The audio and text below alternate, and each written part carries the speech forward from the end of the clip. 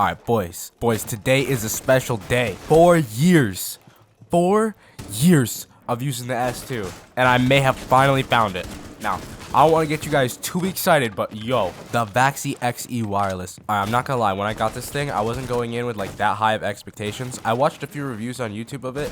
This is actually the second mouse I got from Vaxee. Obviously, I did the NPO1 review when that thing came out 2 years ago. Since then, they've dropped the NPO1S, the Outset, and the XE, and none of them really looked exciting. The XE looked cool, but I didn't buy it because it was wired. I only really got back into buying mice like a few months ago. So the reason I actually got it is because it's kind of like taking over the pro scene a little bit. Like I know a lot of CS pros are using it, and I look up to a lot of the CS players. One of the players I really look up to is Nico. So he used to use the Zowie S1, I think the EC, he uses the GPX, and recently he's used the XE, and I think like 7% of all pro players are using the XE now. So I was like, yeah, you know what, I'll give it a try. I wasn't expecting to like it because I don't really like I've never really had like a good large mouse. The only like big mouse I've ever had is probably like the Death Adder back in the day. One of the first mice I ever used was the Razer Death Adder. That thing's like huge. I'm talking about like 5-6 years ago, like the original Death Adder. And then right after the Death Adder, I switched to the ZA13, the FK2. I bought both of those, so I instantly went from a huge mouse to a really small mouse. I've never really like used a medium size to a large mouse ever again since I swapped to like Zowie. And I've used the S2 for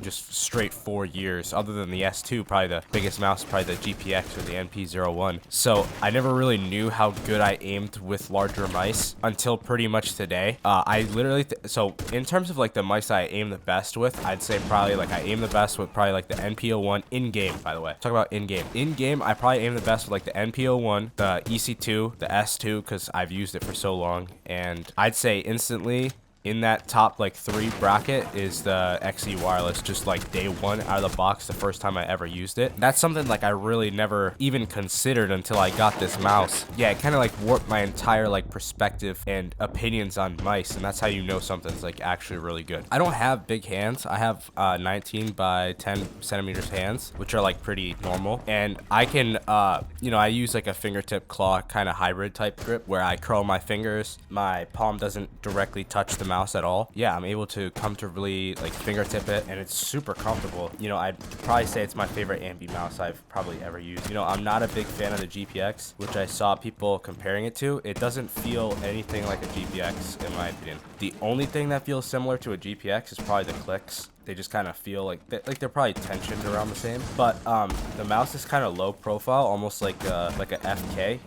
When you're playing with it, you actually feel like really close to the mouse pad. It's not like too high. On the GPX, that's what I hated about the GPX. Your hand was kind of like high off the mouse pad. The XE kind of gives you like that precise feeling. So I'd compare it to the FK1, but from my personal opinion, I think the XE doesn't have the same problems as the FK series did, for me at least, as like a fingertip user. Yeah, so like the reason I compare it to the FK though is because it doesn't really have like a hump. The hump's kind of like low profile when I'm in fingertip with it. I can't feel the back of the mouse at all. I can't feel the sides because the sides kind of stick out, and it gives me like extra control there as well. I think it's really comfortable in fingertip, in my opinion. I can like fingertip it with straight fingers, or fingertip it like I usually do with like a claw hybrid, and both of them are great. I'm just using the mouse and claw as well.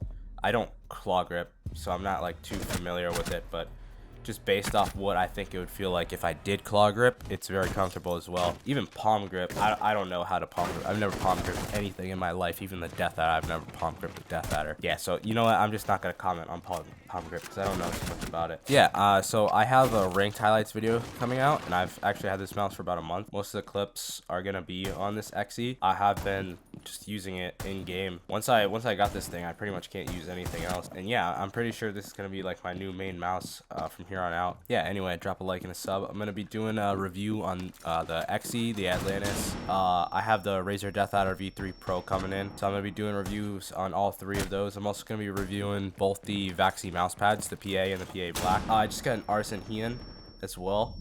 I've been experimenting with some faster mouse pads. I'm going to make a video probably on the Artisan Heian.